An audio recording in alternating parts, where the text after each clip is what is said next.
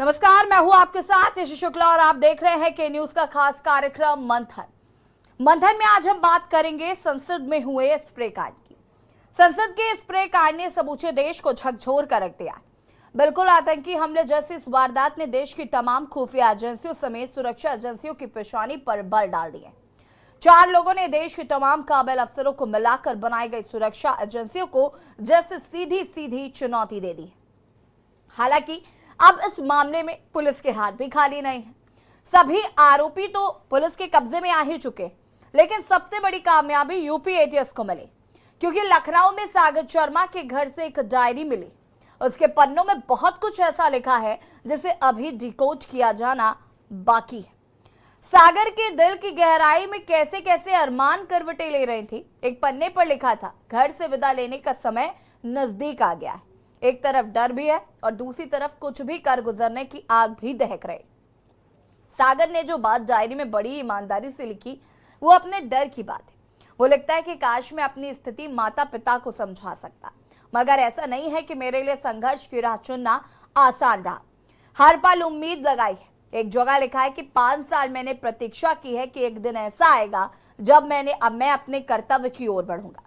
दुनिया में ताकतवर व्यक्ति वो नहीं जो छीनना जानते। ताकतवर व्यक्ति वो है जो सुख त्यागने की क्षमता रखता है। जाहिर है सीक्रेट डायरी के पन्नों में मुमकिन है कि साजिश की तमाम बिखरी हुई कड़ियों को जोड़ने का सिरा मिल जाए। सागर शर्मा, मनोरंजन डी, नीलम आजाद, अमोल शिंदे, ललित झा और विक्की, ये वो नाम है जिन्होंने संसद को धुआं धुआं करके रख दिया।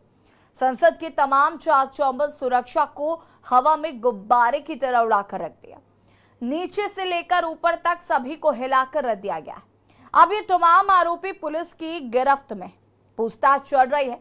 बड़ी बात यह है कि जो नाम संसद कांड में सामने आए हैं वो सभी अलग अलग राज्यों के। पुलिस ने इस घटना को लेकर सख्त आतंकवाद रोधी कानून यूएपीए के तहत मामला दर्ज किया है। कुल 6 लोगों को इसमें अभियुक्त बनाया गया, जिनमें संसद भवन के अंदर और बाहर गिरफ्तार किए गए 4 लोगों के अलावा ललित और विक्रम नाम के 2 और शख्स भी शामिल हैं। इनमें से विक्रम को गुरुग्राम से हिरासत में लिया गया, जबकि पुलिस की टीमें अलग अलग जगहों पर ललित की तलाश में दबिश दे रही। पुलिस की पूछताछ में पता चला है कि ये 6 अभियुक्त पिछले 4 साल से सोशल मीडिया के जरिए एक दूसरे को जानते थे। अधिकारियों ने बताया कि उनकी विचारधारा एक ही है और इसलिए उन्होंने सरकार को संदेश देने का फैसला किया। सुरक्षा एजेंसियां ये पता लगाने की कोशिश कर रही हैं कि क्या इन्हें किसी संगठन से ऐसा करने के आदेश मिले थे। प्रदर्शन कर रहे युवक तानाशाही नहीं चलेगी और भारत मां की जय जैसे नारे लगा रहे थे। पूछताछ के दौरान संसद के बाहर प्रदर्शन करने पर हिरासत में ले गए अमोल शिंदे ने कहा कि वो लोग किसानों के आंदोलन, मणिपुर संकट और बेरोजगारी के कारण नाराज थे, इसलिए इस घटना को अंजाम दिया है। आपको बता दें कि सदन में ये जो वारदात हुई उसके बाद से कहीं ना कहीं सुरक्षा एजेंसियों पर तो सवाल उठ ही रहे हैं, लेकिन ये जो नया एंगल उसमें निकलकर सामने आया है कि ये जो लोग गिरफ्तार हुए हैं ये एक ही विचारधारा के थे। इनकी विचारधारा भी कैसी, क्रांतिकारियों वाली, और इनके पास कई क्रांतिकारियों की अलग अलग नॉवेल्स, कई अलग अलग किताबें भी मिली हैं, जिसमें देश के लिए कुछ कर गुजरने की इच्छा, चाह जो है वो साफ तौर पर देखी गई। लेकिन क्या ये तरीका सही था, इसको लेकर अभी फिलहाल बहुत सारी गुत्थियां सुलझना बाकी हैं, बहुत सारे अभी इसमें कड़ियां जोड़ना बाकी हैं। ये जो डायरी मिली है, इस डायरी में और क्या कुछ है उस पर भी अभी पता लगना बाकी है।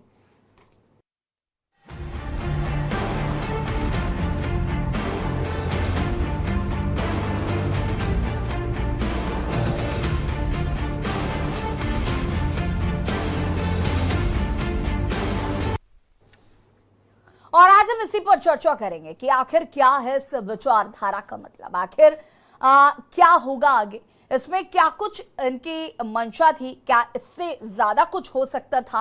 तमाम चीजें हैं जिन पर आज हम बातचीत करेंगे और हमारे साथ प्रोफेसर विजेंद्र प्रताप सिंह जी जो कि राजनीतिक विश्लेषक हैं वो जुड़ चुके हैं।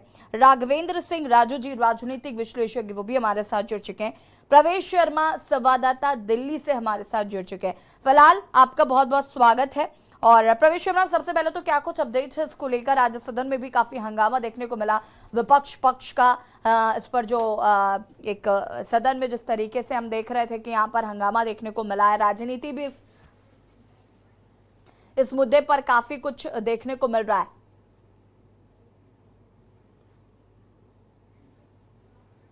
ठीक है प्रवेश, के पास वापस जाएंगे, उससे पहले आरोपी सागर की मां का क्या कुछ कहना है वो जरा हम आपको पहले सुना देते हैं। सागर कौन है आपका? बेटा है। क्या करता है? ई रिक्शा चलाता है। अच्छा, परिवार में आपके कितने लोग? 4 लोग हैं, दो बच्चे हैं, हम मियाँ बीवी हैं, 2 बच्चे। क्या नाम है आपके हस्बैंड का? क्या नाम है? रोशन शर्मा। क्या करते हो? कारपेंटर है। कारपेंटर। आप लोग यहाँ कितने सालों से रह रहे हैं? यहाँ तो 15 साल हो गए हैं। अपना मकान है कि क्या है? नहीं, किराए का। आज उसने किया है दिल्ली में, आपको मालूम इसकी जानकारी? नहीं, इसके लिए तो हम खुद ही, हमको घबराहट इतनी हो रही है। यहाँ से कितने दिन पहले गया? अभी 2 दिन तो हुआ है उसको, हमें पता भी नहीं था कि ऐसा कुछ हो जाएगा। क्या बोल कर गया फिर? बोल कर गया था कि मैं दोस्तों के साथ जा रहा हूँ, तो अभी कुछ काम है उनके साथ, तो इसीलिए जा रहा हूँ। आपकी फोन पर कब बात हुई थी? कल हुई थी, आज हुई नहीं। आज बात नहीं हुई थी फोन पर? हाँ, आज नहीं हुई बात हमारी।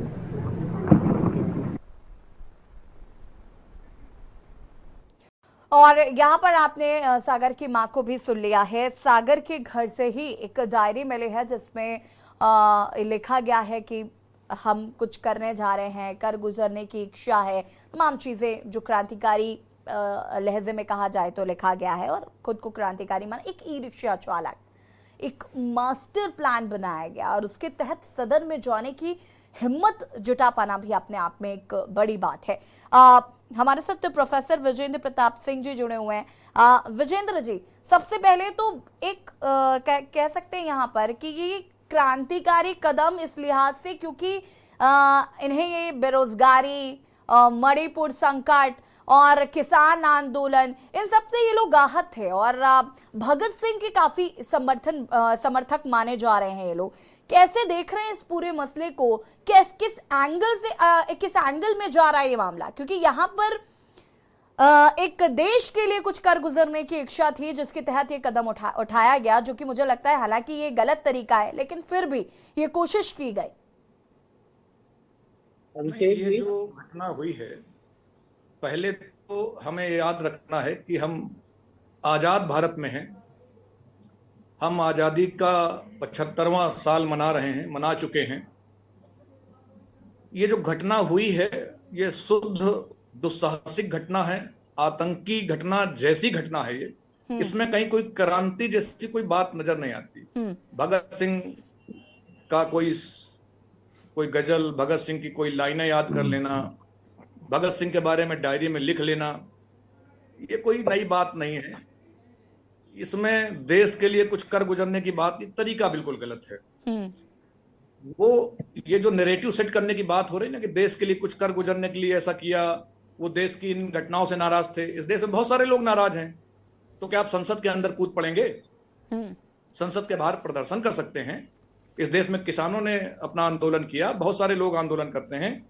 हम आजाद भारत में हैं, लोकतंत्र है। ये संसद की सुरक्षा में बहुत बड़ी चूक हुई है नई संसद में, जो हम नए संसद में पहुंच चुके हैं। और इन्होंने दिन वही चुना, संसद पर जो हमला हुआ था उसका दिन चुना, उसकी बरसी का दिन चुना। आप देखिए जरा, थोड़ा पीछे आइए। उत्तर प्रदेश का एक माफिया था अतीक अहमद, उसको 4 लोगों ने मार दिया जाके। अलग अलग जगहों से लोग आए, इकट्ठे हुए और अतीक अहमद को मार दिया। अभी जांच चल रही है, अभी कोई रिपोर्ट नहीं आई। ये साधारण घटना नहीं है, बिल्कुल नहीं। ये विचार है, इसके पीछे कोई विचारधारा हो सकती है, इसकी पड़ताल करनी चाहिए। कहीं देश विरोधी तत्व, आतंकी संगठन रूप बदलकर नौजवानों की मानसिकता के साथ सामने तो नहीं आ रहे। हमारा नौजवान, देश का नौजवान जो सोच रहा है, सोच सकता है, उनका मुखौटा ओढ़कर, नौजवानों का मुखौटा ओढ़कर, एक पीड़ित आक्रोशित नागरिक का मुखौटा ओढ़कर आतंकवाद सामने तो नहीं आ रहा। हमें इस नजर से देखना चाहिए। सुरक्षा एजेंसी, सुरक्षा की जो चूक हुई उस पर, और जो अब नया नैरेटिव सेट हो रहा है, नई चीजें आ रही हैं, ऐसा है कि ये मुखौटा आतंकवाद है। आप भगत सिंह के प्रेमी हो गए तो भगत सिंह का काम करते। ये आजाद भारत है, सैंडर्स को मारने के लिए थोड़ी आप गए हो वहां कि संसद के अंदर बम विस्फोट कर दोगे। तो शुद्ध आतंकी घटना है। इनके तार कहां जुड़े हैं, इसके पीछे कौन लोग हो सकते हैं, ये बात सामने आनी चाहिए। और संसद के भीतर घुसकर स्मोक छोड़ देना ये कोई सामान्य घटना नहीं है और ये किसी नौजवान की पीड़ा के प्रदर्शन का तरीका भी नहीं है। लोकतंत्र में अपने गुस्से को जाहिर करने के तरीके तय हैं और जो एक बात ये कह रहे हैं या इनकी ओर से कही गई है कि ये लाइमलाइट में आना चाहते थे, ये चर्चा में आना चाहते थे, तरीका गलत है। आतंकवाद अब नया करवट ले रहा है, नया रूप ले रहा है। ये नए किस्म के मुखौटे गढ़े जा रहे हैं जिसमें ये कहा जा सके, ये बताया जा सके कि ये जनता की बात है, जनता का आक्रोश है ना। ठीक है, ये मैं वापस आती हूँ ब्रजेंद्र प्रताप जी आपके पास। राघवेंद्र सिंह जी, क्या आप मानते हैं कि ये आतंकवाद से जुड़ा मामला था? क्योंकि अगर वो वाकई उनकी मंशा ऐसी होती तो वो कलर स्प्रे लेकर नहीं जाते, कुछ भी हो सकता था। वो वहां बहुत सारे लोग बैठे थे, दोनों ही सत्ता पक्ष विपक्ष सब बैठे थे वहां पर, लेकिन महज केवल एक शायद संदेश देने की कोशिश की गई या कुछ भी। इस पूरे एंगल को आप कैसे देख रहे हैं? भगत सिंह के नाम चिट्ठी लिखना,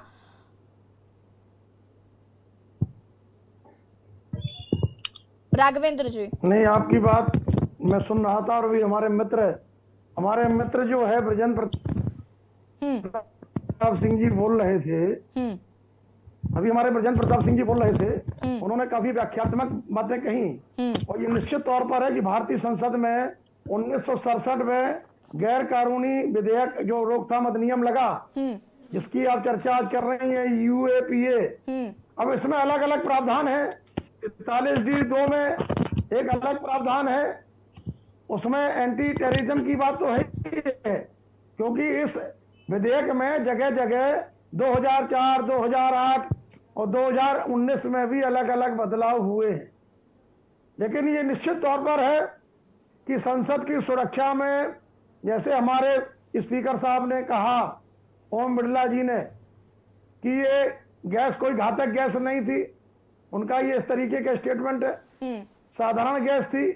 इसके बाद उन्होंने ये कहा कि संसद की सुरक्षा का जिम्मा जो है वो सचिवालय का होता है, वो गृह मंत्रालय को बचाने में लगे हुए हैं। और ऐसे समय में जब गृह मंत्रालय और सारी भी सुरक्षा एजेंसियां, दिल्ली वैसे भी आप देख रहे हैं कि जो घटनाएं घटित हो रही हैं, 2001 का तारतम्य आपके सामने है, 13 दिसंबर का, जब 6 सशस्त्र सुरक्षा कर्मी, 3 संसद कर्मी, करीब 9 लोगों की मौत हो गई थी और 15 लोग घायल हो गए थे। कहने का हमारा तात्पर्य यही है कि यूएपीए में सेक्शन 5 भी है। इन लोगों की पूरी जो है जन्म कुंडली खगाली जाए और जो मुकदमा पंजीकृत विभिन्न गंभीर धाराओं में हुआ है, रिमांड पर लिया गया है। पटियाला कोर्ट ने इनको 7 दिन की रिमांड पर देगा है। पुलिस चाहेगी तो इस रिमांड को 30 दिन, 90 दिन, जितनी जरूरत पड़ेगी, इन सब चीजों को खंगाला जा सकता है। लेकिन ये निश्चित तौर पर है कि संसद का जो अस्तित्व है और संसद की जो मान मर्यादा है, ये निश्चित तौर पर है कि मैसूर के सांसद प्रताप सिम्हा जी वो कैसे जो है उत्तर प्रदेश के सौरभ शर्मा को जो है प्रवेश पत्र दे देते हैं, किसने उनका पास बनवाया। और इसके बाद जो आप अभी चर्चा कर रही थी कि एक महिला भी पकड़ी गई, नीलम, उसका तार हरियाणा से जुड़ा हुआ है। एक अनमोल सिंधे हैं, वो लातूर से है, महाराष्ट्र से, और जो अलग अलग स्टेट से लोग आ रहे हैं। और किस किस सांसद ने इनको पास दिया और किस तरीके से इसकी स्कैनिंग हुई, क्योंकि संसद की जो पुरानी सुरक्षा, मैं खुद रहा हूं, मैंने देखा है 2014 से 2019 तक मैं लोकसभा में रहा माननीय हरवंश सिंह जी के साथ, तो मैं तमाम चीजों को बारीकी से मैंने देखा है। यह जरूर है कि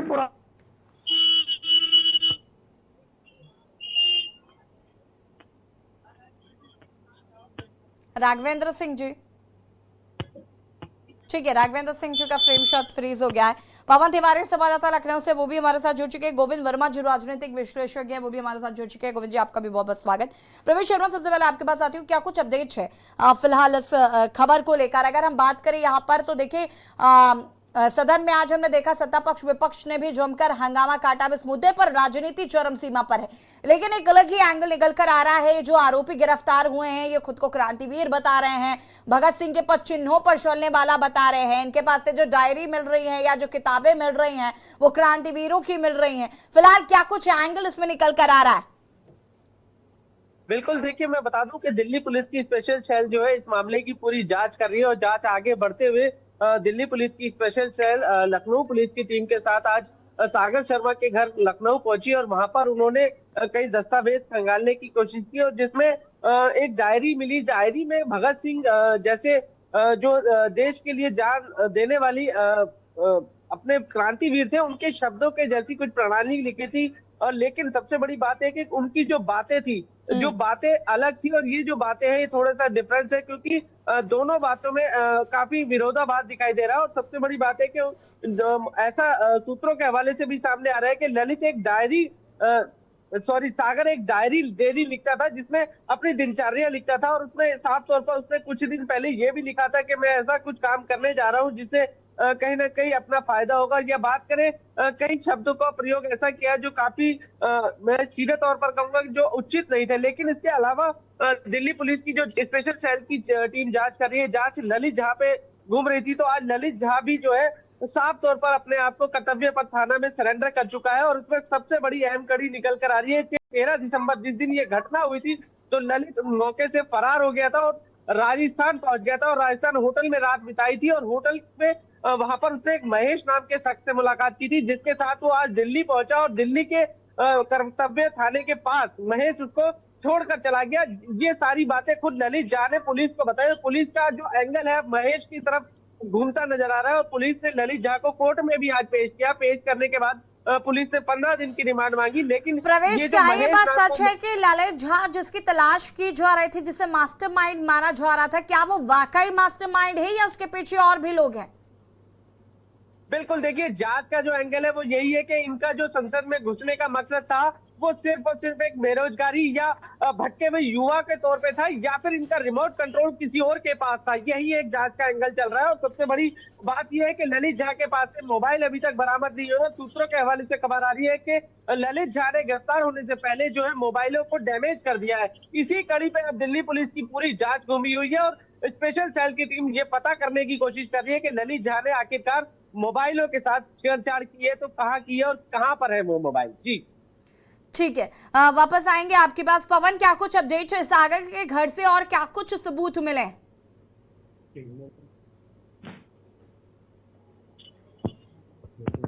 जी, आपको बता दें कि सागर शर्मा के घर पर लगातार जो है जांच पड़ताल की कार्रवाई की जा रही है। इसी कड़ी में एक महत्वपूर्ण जो डायरी पुलिस के हाथ लगी है उस डायरी में जो है काफी कुछ उसने लिखा हुआ है। और अगर उसकी बात की जाए फेसबुक प्रोफाइल पर तो लगातार जो सरकार चल रही सरकार विरोधी बातें वो लगातार पोस्ट करता था और कहीं ना कहीं वो जो सरकार चल रही उससे उसके मन में कुछ ना कुछ सरकार को लेकर नाराजगी थी कि जो उसके हिसाब से सरकार जो है ये ठीक नहीं चल रही और बेरोजगारी लगातार बढ़ती जा रही है। तो उसको लेकर लगातार वो अपने फेसबुक के माध्यम से अपनी भड़ास निकालता था और एक जो डायरी मिली है उस डायरी में लगातार जो है अपनी दिनचर्या को लिखता था। इसके साथ ही साथ जो उसकी डायरी में जो उसके आदर्श है वो शहीद भगत सिंह को आदर्श बनाया था उसने और वो अपनी फेसबुक प्रोफाइल की डीपी में सरदार भगत सिंह को लगाए हुए था। जो सरदार भगत सिंह ने अंग्रेजों से देश को आजाद कराने के लिए क्रांति की थी वो उनको आदर्श मानता था। तो इसके हिसाब से ये जो है सरकार से नाराज था और सरकार को जो है चेतावनी देने के रूप में ये जो है संसद के अंदर इसने प्रवेश किया। जो इसके फेसबुक प्रोफाइल से और डायरी से निकलकर सामने आ रहा है उसमें कई लोगों के नाम और कांटेक्ट नंबर भी दिए गए हैं उस डायरी में। तो फिलहाल अभी जो है एनआईए की टीम और जो कई टीमें हैं जांच वाली वो जांच कर रही कि ये जो इसके जो कांटेक्ट मिले हैं उनसे बातचीत भी की जा रही है। साथ ही साथ जो इसके परिजन हैं उनसे भी लगातार पूछताछ की जा रही है। हमने भी इनके जो परिजनों से बातचीत की, इनके मामा से बात की तो उन्होंने साफ तौर से बताया कि जो सागर शर्मा है वो इंटर तक पढ़ा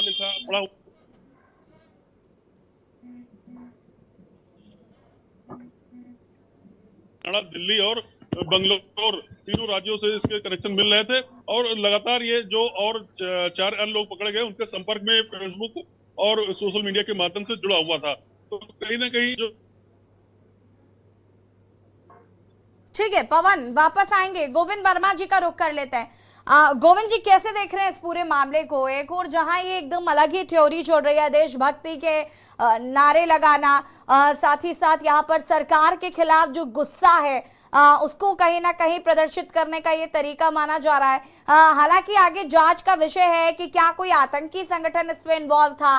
ये भी बताया जा रहा है कि सोशल मीडिया पर ये सब आपस में कनेक्टेड थे, एक ही विचारधारा थी, इसलिए दोस्त हो गए और उसके बाद इस तरीके की एक जो सदन में हुआ वो हम सब ने देखा। कैसे देख रहे हैं इसे? नमस्कार मैडम जी।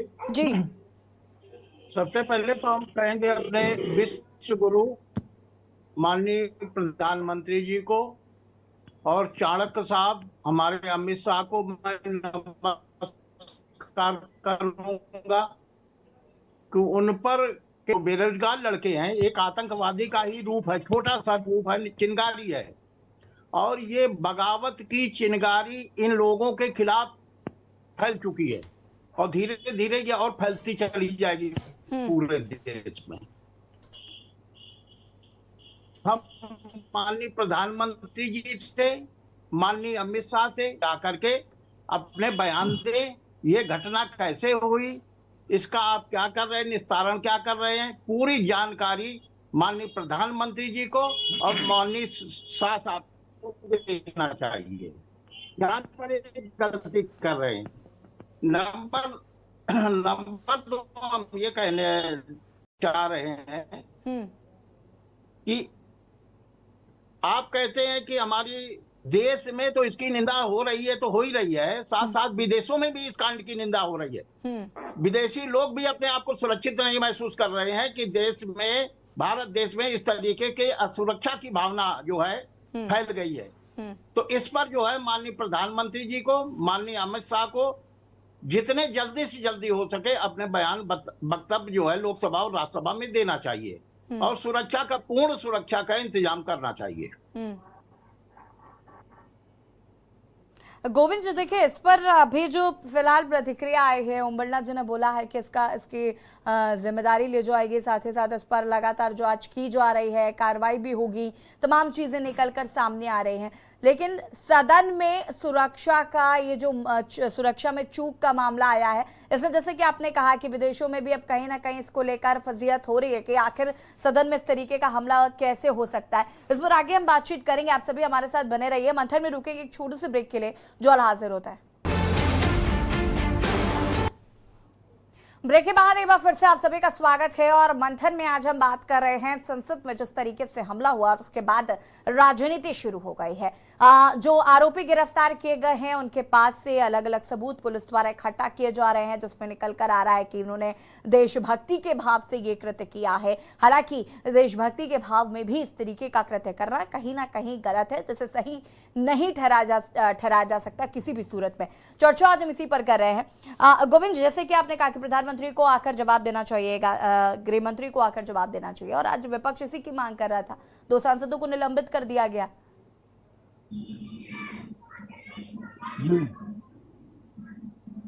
जवाब तो दे हमारा विपक्षी जो, हेलो जी जी हेलो जी जी गोविंद जी, आवाज आ रही है आपको? आवाज आ रही जी? हाँ जी।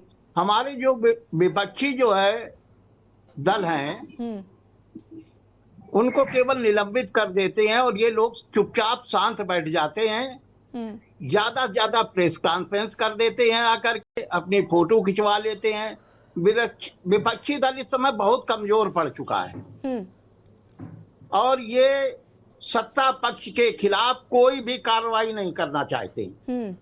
इतने सांसद होने के बाद मेरा तो ये सुझाव है इन लोगों से कि अपने अपने संसदीय क्षेत्र में धरना, प्रदर्शन, इस तरीके की कार्रवाई करना चाहिए।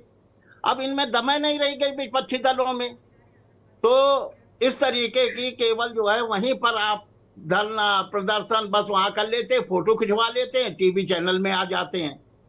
तो इससे कुछ अब काम होने वाला नहीं है और विपक्षी दल के नेता जो है डरपोक हो गए हैं बहुत ज्यादा, और शेष जो बचे हैं जो डरते नहीं वो भोंपू हो गए हैं। भोंपू मतलब हमारे ये कि टीवी चैनल पर आ जाए उनका नाम और पत्रकार महोदय उनके विषय में कुछ कह दें, बस इतने के लिए विपक्षी दल रह गया है।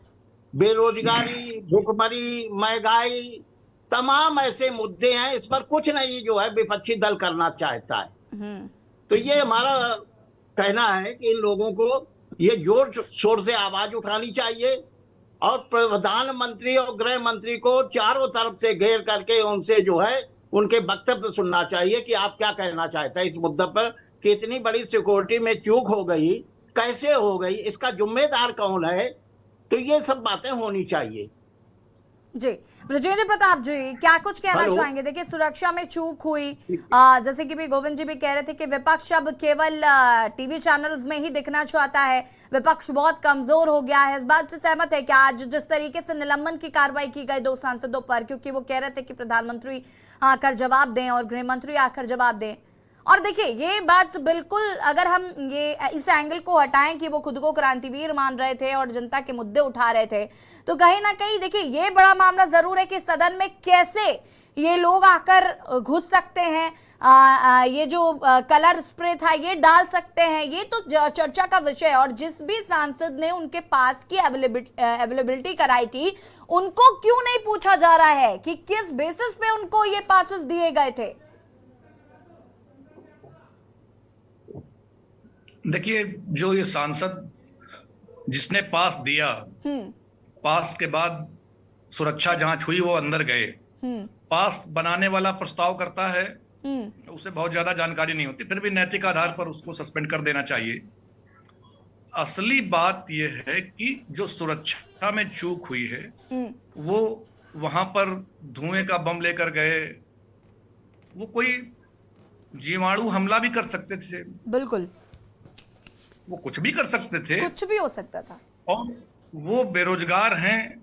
आप कोई भी आदमी, किसी भी जांच एजेंसी ने ये पूछा नहीं है अभी कि क्या उन्होंने मनरेगा के तहत रोजगार मांगा क्या एक दिन का? कोई इंटर पास है, कोई हाई स्कूल फेल है, अभी उनकी एजुकेशनल बैकग्राउंड देखिए ना, वो बेरोजगार कैसे हैं। एमटेक और बीटेक करने के बाद लड़कों को रोजगार नहीं मिल रहा है इस देश में, और ये केवल मोदी सरकार के समय नहीं है, ये डॉक्टर मनमोहन सिंह के सरकार के समय भी था। बेरोजगारी अपने वक्त में हमेशा रही है। इसमें राजनीति नरेंद्र मोदी की सरकार अच्छी है कि डॉक्टर मनमोहन सिंह की, मैं इस पे नहीं जाने वाला। मैं ये कह रहा हूं कि लोकसभा के हाउस के अंदर, पार्लियामेंट के भीतर लोग घुस जाते हैं, वहां अपनी तरह का एक धुआं छोड़ देते हैं जो करीब करीब बम जैसा था। ये सुरक्षा की बड़ी खामी है। और जब देश का संसद वहां फिल्ट्रेशन हो जा रही है, वहां घुसपैठ हो जा रही है, तो फिर सामान्य तरीके से आप कहीं भी कुछ कर सकते हैं। इसको बेरोजगारी का मुलम्मा विपक्ष दे, ये उनका विषय हो सकता है, लेकिन ये शुद्ध और शुद्ध सुरक्षा पर खतरे का मामला है। सुरक्षा की चूक है, निग्लिजेंसी है। आप सामान्य तौर पर देखिए, दिल्ली का रेलवे स्टेशन हो या कोई, मेटल डिटेक्टर लगा है, कोई उसको बाईपास करता है, कोई उसके अंदर से जाता है, आधे स्कैनर खराब होते हैं। तो ये हम अगर सुरक्षा में लापरवाही को एक ट्रेडिशन बना लेंगे भारत में, तो खतरे दिन प्रतिदिन और बढ़ेंगे। अभी वो संसद के भीतर घुसे हैं, कल विधानसभाओं में घुसेंगे, फिर जिले स्तर पर आप देखती हैं नगर निगमों के क्या हाल हैं, कहीं मार होती है, कहीं कुछ होता है। ऐसी स्थिति में जो सुरक्षा है ये फुल प्रूफ होनी चाहिए। और ये किस मानसिकता से ग्रस्त हैं, इनके मनोविज्ञान को भी समझा जाना चाहिए। बिल्कुल मनोविज्ञान जब तक ब्रजेंद्र नहीं जी, ये पढ़ेंगे, मानसिकता का जो आपने कहा कि ये तो बड़ी बात है कि भाई ये किस मानसिकता के लोग हैं, ये तो समझना ही होगा। कर गुजरने की इच्छा या कुछ देश के प्रति, मैं कह रही हूँ देश के प्रति हो या ऐसे भी हो, जान देने की किसी की भी प्रति। अब आतंकवादी होते हैं, उन्हें पता होता है कि हमारी जान जा सकती है, तमाम चीजें होती है। कुछ लोग खुद बम बांधकर अपने ही बॉडी पर चले आते हैं क्योंकि उनको पता होता है कि हमें मरना ही है, लेकिन फिर भी वो ऐसा करते हैं। तो इनकी मानसिकता को समझने की जरूरत तो है ही। लेकिन देखिए, सुरक्षा में चूक का जो मामला है वो भी एक गंभीर विषय है और इस पर भी बातचीत होनी चाहिए। राघवेंद्र जी का रुख करना चाहूंगी मैं यहाँ पर। राघवेंद्र जी, देखिए ये जो लोग निकलकर सामने आए हैं, छह लोगों की गिरफ्तारी हुई है और अभी भी इस पे अब अलग अलग एंगल से, क्योंकि जिसे मास्टरमाइंड माना जा रहा था अभी वो भी मास्टरमाइंड नहीं निकला, अभी उसमें और कई नाम निकलकर सामने आ रहे हैं। अब ये कड़ी दर कड़ी जुड़ेगी और क्या लगता है कि क्या वाकई किसी आतंकी संगठन का हाथ इसमें हो सकता है?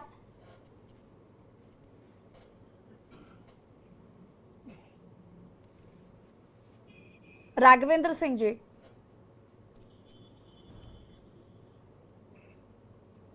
शायद राघवेंद्र जी तक आवाज नहीं पहुंच पा रही है। प्रवेश, अगर हम बात करें तो ललित झा के अलावा अभी क्या इसमें और नाम निकलने की संभावना है, महेश के अलावा भी?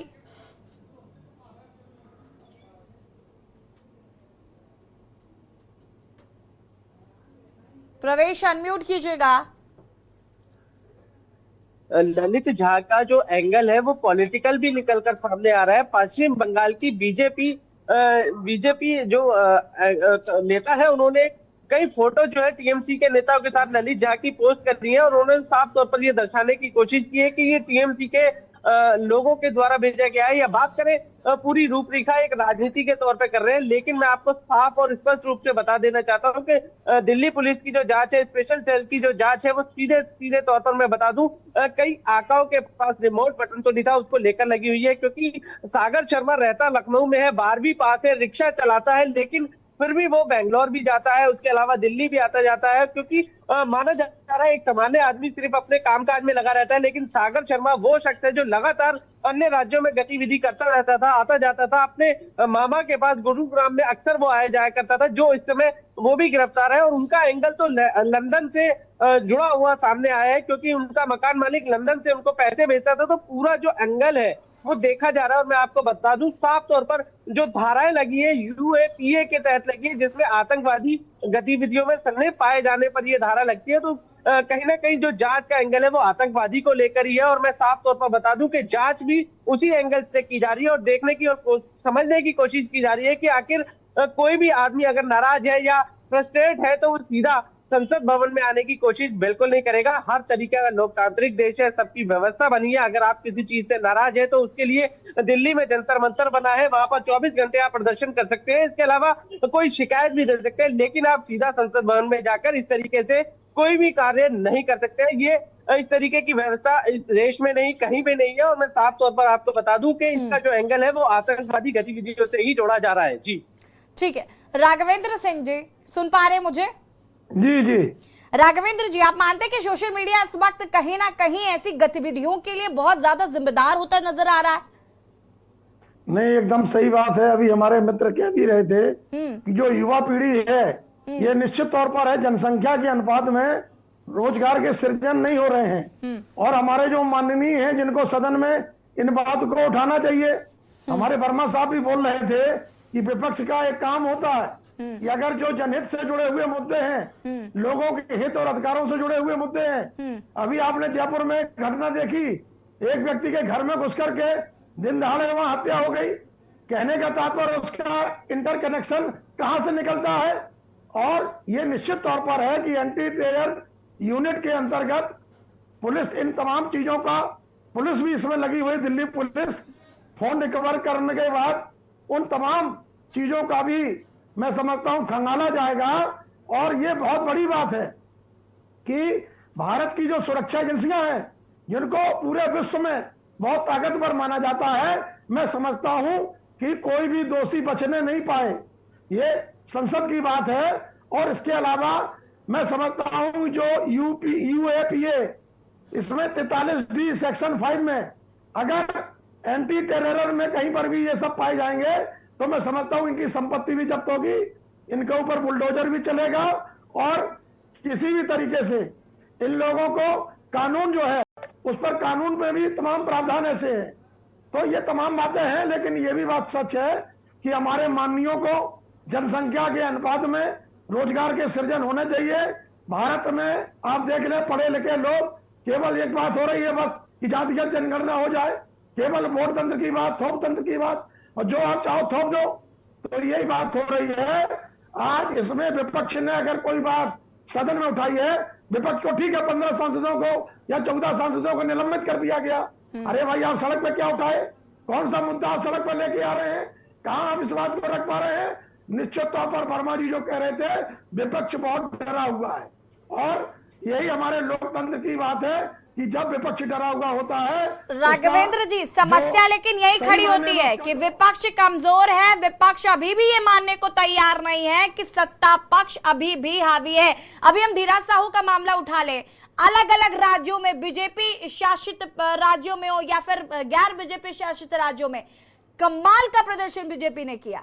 उन्हें मुद्दे उठाना आता है, लेकिन कांग्रेस या अन्य विपक्षी दल एक दो दिन जाएंगे, उसके बाद वापस अपना घर में बैठ जाते हैं। तो ये कहीं ना कहीं विपक्ष को समझना होगा। उसके बाद कहते हैं कि मीडिया हमें दिखाता नहीं है।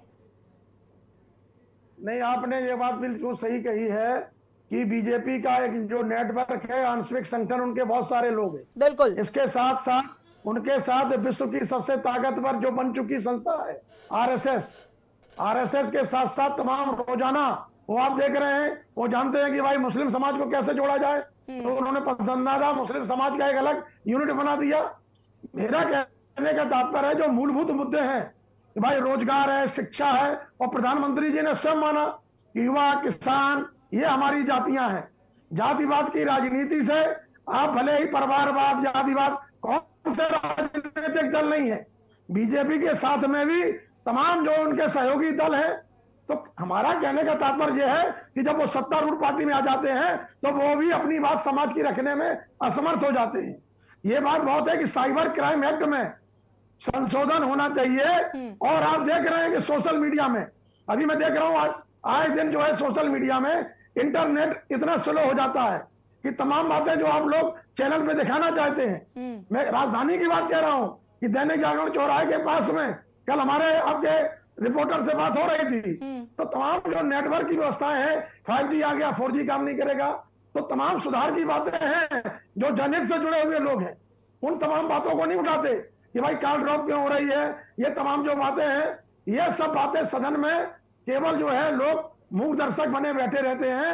और निश्चित तौर पर इसका पूरा फायदा सत्ता पक्ष बहुत हावी होता जा रहा है, और विपक्ष की भूमिका, हमारे जितने भी देश के दल हैं वो केवल बड़ी बड़ी बातें केवल आपको सोशल मीडिया पे लिख देंगे, और हमारे सोशल मीडिया के जो यूट्यूबर से जुड़े हुए तमाम लोग हैं वो अपनी बात और उन तमाम लोगों की वेदनाओं को व्यक्त जरूर कर देते हैं, लेकिन स्पष्ट बात कोई सामने नहीं करता। जहां तक धीरज साहू की आपने बात की, तमाम ऐसी घटनाएं, अभी कन्नौज में भी तो इसी तरीके की घटनाएं हुई थी, वहां पर नहीं गया, पकड़ा गया था इत्र व्यवसायी पीयूष जैन जी। बिल्कुल बिल्कुल। ये तमाम जो हुए, रेड हुई, ईडी की जांच हुई, अगर मैं गलत नहीं हूं, पीयूष जैन का मामला था शायद, जनमानस के भी जाना चाहिए। और यही बात मैं कह रहा हूं, इन लोगों को जिनको पकड़ा गया है, इनको किसने पास दिलाए, कैसे ये संसद में गए। और मैंने संसद में देखा है कि सुरक्षा कर्मी जो लोकसभा से जुड़े हुए होते हैं सचिवालय से, वो कई बार ऐसा होता कि मंत्री की गाड़ी हो या मान लीजिए सांसद की गाड़ी हो, तो मौजूदा सांसद के प्रभाव को देखकर भी कभी कभी पास चेक नहीं होते हैं, और बिना पास के भी लोग, मैं देखता था कई बार प्रभावशाली लोग अंदर चले जाते थे, दूर से दिखा दिया भाई ठीक है। उतनी तमाम, अब मैं समझता हूं इन तमाम जो घटनाओं को निश्चित तौर पर लोकसभा का जो सचिवालय है, माननीय स्पीकर साहब हैं, और देश से जो भी सुरक्षा से जुड़े हुए सुरक्षा एजेंसी के प्रमुख हैं, और वहां तो बड़े अनुभवी व्यक्ति हैं अजीत डोभाल साहब, तो मैं समझता हूं तमाम बातें जो चल रही हैं वो ठीक है, लेकिन ये मामला, इसमें पक्ष हो या विपक्ष हो, आंतरिक सुरक्षा, देश की सुरक्षा में कोई भी नहीं होनी चाहिए। और ये तो लोकसभा है जहां पूरे राष्ट्र से जुड़ करके हम प्रतिनिधि भेजते हैं, उनकी सुरक्षा का भी मामला है। ठीक तो है, इसलिए वापस ये तमाम बातें आप रखिए। किसान आंदोलन हुए, उनमें भी यही तमाम, किसान आंदोलन में भी आपने देखा ट्रैक्टर जो घटनाएं हुई, उनमें भी यूएपीए लगा था कुछ लोगों पर। तो ये तमाम धाराएं जो लग रही हैं, इसके बाद अलग अलग जो बयान आ रहे हैं, लेकिन किसी भी तरीके से जांच को भटकाने का काम नहीं होना चाहिए। और लोकतंत्र में जो सच्ची आस्था रखता है, मैं समझता हूं जो चाहे वो मीडिया हो, लोकतंत्र का चौथा स्तंभ है, सबसे ताकतवर है, लेकिन उसको भी नहीं दबाया जाना चाहिए, उसको भी निर्भीकता से डिबेट रखना चाहिए, और डिबेट के साथ साथ सत पराजित नहीं हो सकता, परेशान हो सकता है। तो ये तमाम बातें जो हैं, ठीक है राघवेंद्र जी, अगर हिंदू वापस आएंगे आपके पास। प्रवेश शर्मा, सोशल मीडिया पर क्या कुछ अभी तक जानकारी मिल पाई है सोशल मीडिया को लेकर, क्योंकि ये पता चला है कि ये लोग एक भगत सिंह से रिलेटेड उनका शायद एक पेज भी था, और उस पेज पर ये लोग चर्चा करते थे, सरकार विरोधी बातें लिखी जाती थी उस पेज पर। सोशल मीडिया पर किस तरीके से पुलिस नजर रखे हुई है? बिल्कुल, देखिए मैं आपको एक बात स्पष्ट बता दूं कि सोशल मीडिया पे तो ये लोग लगातार जो है एक्टिव थे ही, और इस तरीके का इन्होंने कोई ग्रुप भी बना रखा था और उसमें लगातार जो है ऐसी एक्टिविटी करते थे। और बताया ये जा रहा है कि ये चारों जुड़े ही सोशल मीडिया के थ्रू थे, लेकिन अभी इस बात का खुलासा जांच के बाद और पुख्ता तौर पर हो जाएगा। लेकिन सबसे बड़ी बात यह है कि इन लोगों ने एक फेसबुक पेज पे जुड़े, व्हाट्सएप ग्रुप पे जुड़े, लेकिन कोई भी गतिविधि करने की भी एक सीमा होती है। हर हमारे देश में एक कानून है, किसी भी देश में चले जाइए उसकी एक प्रक्रिया है, नाराजगी दिखाने का एक साफ तौर पर मैं कहूँ तो एक सिस्टम बना हुआ है और सिस्टम के तहत ही होता है। और मैं आपको बता दूं कि बातें निकलकर सामने आ रही है कि मनोरंजन जो पकड़ा गया है वो पहले जब बजट सत्र चला था इसी वर्ष में, तो वो तब भी जो है एक विजिटर पास लेकर संसद भवन की रेकी करके गया था। वो वहां पर देख के गया था कि कैसे एंट्री मिलती है, क्या क्या होगा। और मैं दूसरे पॉइंट पे बात करूं तो मैं अपने एक सहयोगी के साथ बात कर रहा था, तो जिसमें चर्चा ये चल रही थी कि जिस मनोज प्रताप सिन्हा का जो लेटर लेकर वो पहुंचा है, सांसद है मंसूर के, उनका हो सकता है कि उसने फेक साइन किया हो या वो इंजीनियर बताया जा रहा है कि कहीं उसने वो ना किया, और कुछ ऐसी बातें भी सुनने को आपको सामने हो सकता है मिल जाए। लेकिन अभी तक सबसे बड़ी बात है जो आपने भी बोला कि अभी तक जो सिन्हा है जिनके लेटर हेड पर ये पहुंचा, अभी तक वहां तक कोई भी जांच का एंगल नहीं पहुंचा है कि इसने किस प्रकार से वहां पर उनसे संपर्क किया या कैसे वो उनसे जुड़ा और उसके बाद कैसे इतनी आसानी से। क्योंकि मैं बता दूं कि अमूमन हमने देखा है कोई भी सांसद इतनी आसानी से लेटर पे साइन करके विजिटर पास के रूप में किसी को नहीं देता है, उसके पीछे बड़ी मशक्कत करनी होती है। और सबसे बड़ी बात यह कि अगर कोई भी उनके पास जाता है तो जाहिर सी बात है वो किसी को नहीं देते हैं। बहुत कम रेशियो है, जब तक आप एक बहुत करीबी ना हो, नियर डियर ना हो, तब तक आपको किसी प्रकार का कोई भी लेटर कोई सांसद नहीं देता है। और सबसे बड़ी बात ये भी है। लेकिन सबसे दूसरी बड़ी बात यह है कि सोशल मीडिया पर जुड़े, उसके बाद इतनी सारी घटना को अंजाम किया, तो कहीं ना कहीं घटना की अब जांच चल रही है, अब रिपोर्ट आएगी, उसके बाद फैसला हो जाएगा। पवन, यूपी से क्या अभी पूरी जांच पूरी हो चुकी है या अभी कुछ और तथ्य निकल कर सामने आ सकते हैं?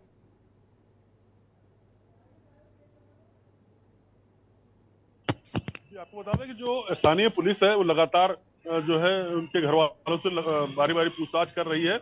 अभी काफी तथ्य निकल कर सामने आएंगे कि जो डायरी मिली है उसमें कई जो कांटेक्ट नंबर लिखे हुए हैं, तो उन कांटेक्ट नंबरों से भी बातचीत की जा रही है कि क्या कौन उसके साथ ज्यादा जिसकी बातचीत होती थी और किसके कहे हो सकता है कि कोई उसमें इसका सहयोगी रहा हो। तो फिलहाल अभी जो मोहल्ले में लोगों से बातचीत की गई है तो ज्यादातर लोगों का यही कहना है कि जो सागर था वो ज्यादातर लोगों से यहाँ पर मोहल्ले के लोगों से कम बातचीत करता था और ज्यादातर ये बाहर ही रहता था। बेंगलोर और दिल्ली और हरियाणा में इसका ज्यादा समय बीतता था और जब यहाँ लखनऊ आता था तो ये अभी बैटरी रिक्शा चला रहा था और मोहल्ले के कम ही लोगों से इंटरेक्ट होता था। तो कुछ लोग उसको एक कह रहे हैं कि वो अपना जो है एकांकी स्वभाव का था और अपना अकेले ही रहता था। तो फिलहाल जांच पड़ताल की जा रही, जो उसके डायरी में कॉन्टेक्ट मिले हैं और जो उसने लिखा पढ़ी की उसके आधार पर लखनऊ में उसके और कौन कौन से कनेक्शन है उसको निकाला जा रहा है। फिलहाल उसके घर वालों का साफ तौर से कहना है कि उसको ये फंसाया गया है, ब्रेन वॉश उसका किया गया है कि जिस तरह उसकी फेसबुक पे बातें सामने आई, डायरी में जो लिखा हुआ है उससे साफ तौर से ऐसा लगता है कि उसको या तो बहकाया गया है या हो सकता है उसके दिमाग में ऐसी कोई बात चल रही हो क्रांतिकारी बनने की या जो भी चीजें हैं, लेकिन उसको ब्रेन वॉश भी उसका किया जा सकता है। फिलहाल ये तो जांच का विषय है। जिस तरह से संसद के अंदर घुसकर वहां पर स्मोक बम ले जाकर वहां पर जो है अचानक धुआं संसद को कर देना, और ये एक बड़ी घटना है क्योंकि इसके बारे में लगभग सभी लोग की ये कोई बच्चे नहीं है, सबको इस बारे में मालूम कि देश की जो संसद है वो अति संवेदनशील स्थान होता है, वहां पर जाकर इस तरह विरोध प्रदर्शन करना कहीं ना कहीं काफी घातक है। लेकिन ये लोग वहां पर जाकर इस तरह का प्रदर्शन किए तो कहीं ना कहीं इनकी जो तार है वो कहीं बड़े स्तर पर जुड़े हुए हैं, क्योंकि सांसद से जो है विजिटर पास का लेना और फिर उसके अंदर जाके इस तरह का हंगामा करना, ये कहीं ना कहीं जांच के बाद पूरा मामला निकलकर जब सामने आएगा तो पूरी बातें क्लियर होगी। फिलहाल इसमें कोई न कोई और भी इनका जो वहां तक पहुंचाने वाला है वो भी इसमें शामिल रहा होगा। जांच लगातार चल रही है और उत्तर प्रदेश में जो लखनऊ के जो आलमबाग में आलमनगर में इसका जो घर है तो वहां पर लगातार अभी भी लोग अन्य अलग अलग टीमें पहुंच रही हैं, जांच पड़ताल कर रही हैं। उसने जो भी डायरिया लिखी हैं, डायरिया साथ ले गए हैं, उसके साथी लोग जो है उसके मामा और जो भी उसके साथ जिसका भी कनेक्शन है उससे लगातार पूछताछ की जा रही है। फिलहाल अभी ऐसा और कुछ निकलकर सामने नहीं आया है। कुल मिलाकर बात यही आ रही कि वो जो भी डायरी में लिखना शुरू करता था सबसे पहले इनकलाब जिंदाबाद, जैसे भगत सिंह जब कहीं मिशन पर जाते तो इनकलाब जिंदाबाद बोलते थे, तो उसने भी यही नारा जो है अपना आदर्श बना रखा था। जब भी डायरी खोलता था और लिखता था सबसे पहले इनकलाब जिंदाबाद लिखता था। और अभी लास्ट में जब उसने डायरी में लिखा है तो उसने ये भी लिखा है कि अब समय आ गया है और अब मुझे जो है यहाँ का त्याग करना पड़ेगा और अपने मिशन पर निकलना पड़ेगा। तो इस तरह की जो बातें हैं उसने अपनी डायरी में लिखी हैं, तो इस पर भी बारीकी से जांच पड़ताल की जा रही है। उसका कहाँ कहाँ कनेक्शन था, किससे किससे वो मिलता था, इसकी भी पूरी जांच पड़ताल की जा रही है। फिलहाल अभी लखनऊ से उसका कोई नया कनेक्शन निकल कर सामने नहीं है। हाँ, हरियाणा में जो उसके मौसा है उससे उनको जो है हिरासत में लिया गया है, उनसे बातचीत की जा रही है, तो उनसे कनेक्शन उसका निकला है। और उसके अलावा जो दिल्ली में जहाँ पर उसकी पैदाइश हुई थी वहां पर उसकी मौसी रहती, तो वहां पे उसका कनेक्शन है। और बेंगलोर में भी काफी दिन तक वो रहा है, वहाँ नौकरी की है उसने, वहां पर भी इसकी जो बारे में बातचीत की जा रही है, पता लगाया जा रहा है। क्योंकि दो लोग अंदर गए तो सागर शर्मा प्रमुख था और इसलिए उसके जो कनेक्शन है वो लगातार खंगाले जा रहे हैं। जी गोविंद जी, मैं थोड़ा सा सोशल मीडिया पर आपका ध्यान आकर्षित करना चाहूंगी। मैं चाहूंगी कि जरा ये दर्शक भी समझे इस बात को। जैसे कि यहाँ पर अतीक अहमद का जिक्र हुआ था, उनको मारने वाले जो लोग थे वो उनकी उम्र भी कुछ बहुत ज़्यादा नहीं थी और उनका जो एजुकेशन लेवल था वो भी कोई बहुत अच्छा नहीं था। ये वाले लोग जो निकल कर आ रहे सदन में जो इन्होंने किया, इनका भी कुछ बैकग्राउंड खास नहीं है। ये सिर्फ और सिर्फ सोशल मीडिया का जो भ्रम जाल लगातार बढ़ता जा रहा है, इस पर कंट्रोल करने की ज़रूरत है। आपको नहीं लगता कि सरकार को इस पर वाकई कोई सख्त एक्शन लेना चाहिए? जिनके पास कुछ नहीं है या कोई काम नहीं है, वो सोशल मीडिया पर बैठते हैं, सारा दिन बिताते हैं, फिर ऐसे ऐसे मैसेजेस या जो भी अलग अलग विचार, मैं खुद देखती हूँ, मेरे पास कई ऐसे पोस्ट आ जाते हैं कि अगर आप सच्चे हिंदू हैं तो इस पेज को लाइक करिए, अगर आप सच्चे देशभक्त हैं तो आप ऐसा करिए, और इस तरीके के। और देखिए, कुछ लोग, हम लोग क्योंकि पढ़े लिखे तो हमें समझ में आती हैं ये सारी चीज़ें, ये भ्रमजाल समझ में आता है। लेकिन बहुत सारे ऐसे लोग होते हैं जिनको ये भ्रमजाल समझ नहीं आता। उनको तो लगता है कि हाँ ये हिंदूवादी पेज है या ये इस विचारधारा का पेज है, या जैसी जिसकी मानसिकता वो उसे अकॉर्डिंगली चूज करता है। तो आपको नहीं लगता कि गवर्नमेंट को अब इस पर भी ध्यान देने की जरूरत है और सख्ती से ध्यान देने की जरूरत है? जी, आपको बता दें जो सोशल मीडिया है उस पर पवन, मैं आऊंगी, गोविंद जी से ये सवाल था मेरा। इस पर पहले तो हमारे प्रवेश शर्मा जी के कि फर्जी हस्ताक्षर के द्वारा भी प्रवेश किया गया होगा। तो इसमें हम कहना चाहते जो सीमा साहब हमारे एमपी महोदय थे, बिना परिचित से किसी को पास बना नहीं सकते थे। तो फर्जी हस्ताक्षर अगर होते उसमें तो सीमा साहब के अब तक स्टेटमेंट आ जानी चाहिए थी। 3 दिन हो गए घटना के, अभी तक उन्होंने कोई अपना स्टेटमेंट नहीं दिया कि हमारे सिग्नेचर नहीं है या फर्जी पास हैं। ये उनका कोई ऐसा जो है स्टेटमेंट अभी तक नहीं आया। 3 दिन लगभग होने जा रहे हैं। दूसरी चीज, हम अभी आएंगे आपके सोशल मीडिया पर भी आएंगे बच्चों के लिए। दूसरी चीज हम ये कहना चाहते हैं कि विपक्ष का इसमें बड़ा रोल है। रोल कैसा है? ये सब वीआईपी कल्चर के लोग हो गए हैं। कोई भी एक से नीचे चलना नहीं चाहता है। अब जमीनी नेता इनके पास, विपक्ष के पास है ही नहीं जो धरना प्रदर्शन इस तरीके कार्रवाई कोई कर सके जिससे एक बहुत बड़ा सत्ता पक्ष के ऊपर दबाव पड़े। ये जानबूझ करके अपने बस स्टेटमेंट दे करके अपने एसी कमरे में चले जाते, अपने बंगला में चले जाते, बस वही रणनीति तैयार करते हैं। तो सबसे ज्यादा तो हम समझते हैं कि हाथ इनका सबसे ज्यादा है कि इस तरीके कार्रवाई में ये जो है लिप्त रहते हैं। इनको जमीन पर जब तक नहीं आएंगे तब तक कोई काम नहीं चलेगा। तीसरा इसलिए है ये लोग कि विपक्ष में भी 70-60-70% दागदार लोग हैं। जब भी कोई इस तरीके के दबाव बनाने की बात आती है तो सत्ता पक्ष के दबाव में ये लोग आ जाते हैं। कैसा ना हो मेरी पोल खुल जाए कहीं। अब हम आते हैं आपके सवाल पर कि सोशल मीडिया के द्वारा ये सब काम होते हैं। ऐसा मेरा मानना नहीं है। सोशल मीडिया में तमाम तरीके की और भी खबरें चला करती हैं, क्योंकि बेरोजगारी देश में सबसे ज्यादा है इस समय। बेरोजगारी है, भुखमरी भी है। मोदी जी कहते हैं कि 5 किलो हम सबको देते हैं, 81 करोड़ लोगों को, जनता को हम राहत सामग्री दे रहे हैं। आप हम जानना चाहते हैं माननीय मोदी जी से कि 5 किलो केवल गेहूं दे करके या 1 किलो दाल दे करके, ये राशन दे करके क्या पूरे घर को चलाया जा सकता है? क्या उसको गैस नहीं लेनी है? क्या उसको बिजली का बिल नहीं भरना है या अन्य तमाम उसके पास खर्चे नहीं है? तो इस तरीके की कार्रवाई के चक्कर में ये छोटे छोटे लड़के हैं, अपने घर की हालत देखते हैं, अपने माँ बाप की हालत देखते हैं। तो ऐसी स्थिति में ये लोग गलत सलत कदम उठाने के काम कर रहे हैं। ये मेरा मानना है। सोशल मीडिया का इसमें कोई विशेष हाथ नहीं है। चले ये मेरे ठीक है, उम्मीद करते हैं कि इस जांच एजेंसी जो है अब इस पर जो भी जितनी भी जानकारी जुटाई जा रही है, अब देखना होगा कि इस पर आगे क्या कुछ होता है, क्या स्टेटमेंट्स आते हैं और जो जिस सांसद का ये हस्ताक्षर है या जो चीजें हैं उनमें किसका किसका क्या इन्वॉल्वमेंट है या क्या स्टेटमेंट्स हैं, ये भी देखना होगा। फिलहाल आप सभी का बहुत बहुत शुक्रिया चर्चा में शामिल होने के लिए। और मंथन में आज हम बात कर रहे थे सदन में हुए हमले को लेकर। सियासत शुरू हो गई है एक और, जहां विपक्ष सदन में हंगामा करता हुआ नजर आ रहा है, लेकिन इसमें एक अलग एंगल ये निकला कि जिन लोगों ने भी हमला किया वो खुद को क्रांतिवीर बता रहे हैं, देशभक्त बता रहे हैं। उनके घरों से जो सबूत निकले हैं वो कहीं ना कहीं सोर इशारा कर रहे हैं, इंकलाब जिंदाबाद जैसे नारे, भगत सिंह को चिट्ठी लिखना, ये तमाम चीजें। अब ये मामला किस तरीके से आगे बढ़ रहा है या किस एंगल पर जाएगा वो देखना होगा। मंथन में फिलहाल इतना ही। देखते रहिए के न्यूज़ इंडिया। नमस्कार।